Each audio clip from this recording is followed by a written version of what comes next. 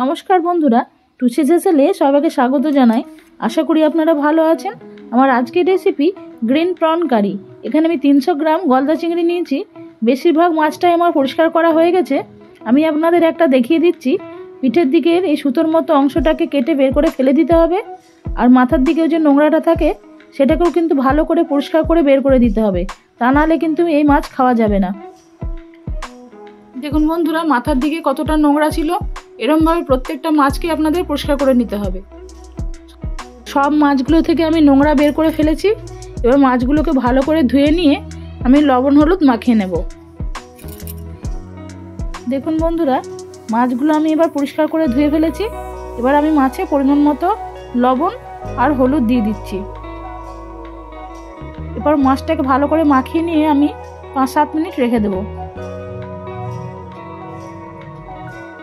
Gas ওভেনে একটা frying pan বসিয়ে দিয়ে তাতে পরিমাণ মতো সরষের তেল দিয়ে দিলাম।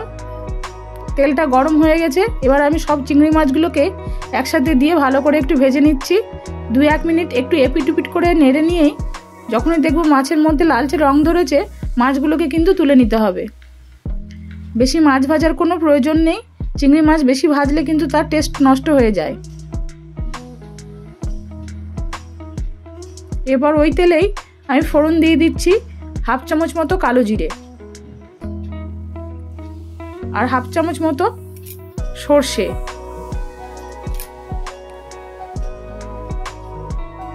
গ্যাসের ফ্লেমটা আমি লো টু মিডিয়াম হিটে রেখেছি। এর মধ্যে দিয়ে দিলাম আমি এবার পেঁয়াজ বাটা। 1 চামচ মতো পেঁয়াজ বাটা দিলাম আর 1 চামচ মতো আদা রসুন বাটা দিয়েছি। এবার মশলাটাকে একটু ভালো করে একটু ভেজে নিতে হবে। দিয়ে দিচ্ছি 1/2 চামচ মতো জিরে গুঁড়ো।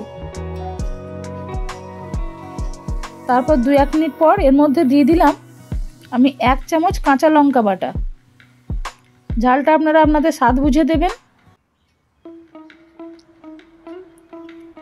তারপর মশলাটাকে আরও 2-3 মিনিট ভালো করে একটু কষে নিতে হবে। এই রান্নাতে লঙ্কা গুঁড়ো ব্যবহার করার কোনো প্রয়োজন নেই, কেবলমাত্র কাঁচা লঙ্কা দিলেই এর টেস্ট বেশি ভালো হয়। দিয়ে দিলাম এর মধ্যে একটা মাঝারি সাইজের টমেটো পেস্ট। টমেটো দেওয়ার পরে আবার 2-1 মিনিট একটু ভালো করে মশলাটাকে কষে নিয়ে আমি এর মধ্যে দিয়ে দিচ্ছি 2 থেকে 3 চামচ ফ্যাটানো টক দই। এই রান্নাতে টক দই অবশ্যই আপনারা দেবেন, তাতে রান্নার টেস্ট খুব ভালো হবে। এরপর আমি ঢাকা দিয়ে এটাকে আরও 3-4 মিনিট একটু রান্না করব। আর ঠিক এই সময় আমি বেটে নেব ধনেপাতা আর পুদিনা পাতা। এখানে আমি বেশ খানিকটা ধনেপাতা নিয়েছি আর নিয়েছি অল্প পরিমাণে একটু পুদিনা পাতা। এটাকে একসঙ্গে আমি পেস্ট করে নিচ্ছি। 3-4 মিনিট পর ঢাকনাটা খুলে দিলাম। মশলাটা সুন্দর কষানো হয়ে গেছে, মশলা থেকে তেল বেরিয়ে এসছে। এই সময় আমি দিয়ে দিলাম পুদিনা আর ধনেপাতার পেস্ট। আর এর মধ্যে দিয়ে দিলাম একটু মিক্সার গ্রাইন্ডারটা ধুয়ে জল। দিয়ে দিচ্ছি পরিমাণ মতো লবণ। তারপর ভালো করে আবার মশলাটাকে একটু নেড়ে দিলাম।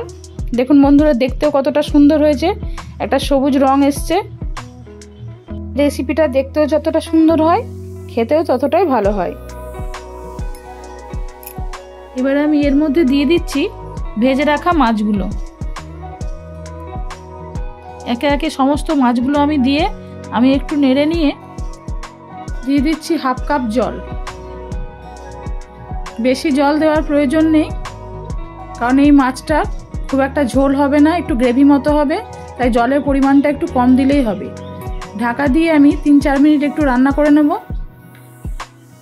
3-4 মিনিট পর ঢাকনা খুলেই দিয়ে দিচ্ছি 2 থেকে 3টি কাঁচা লঙ্কা চেরা আর খানিকটা লেবুর রস। তৈরি হয়ে গেল গ্রিন প্রন কারি। আমি যে পদ্ধতিতে এই গ্রিন প্রন কারি বানালাম, আপনারা বাড়িতে এইভাবে বানিয়ে খেয়ে দেখুন। গরম ভাতের সাথে পরিবেশন করুন, খুব সুন্দর লাগে খেতে। নামানোর আগে 1 চামচ কাঁচা সরষের তেল দিয়ে দিলাম।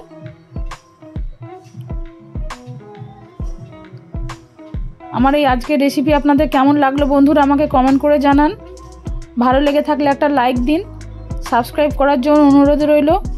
সবাই ভালো থাকুন, সুস্থ থাকুন। আবার পরে অন্য একদিন অন্য কোনো নতুন রেসিপি নিয়ে আপনাদের সামনে ফিরে আসবো। আজ আসি, নমস্কার।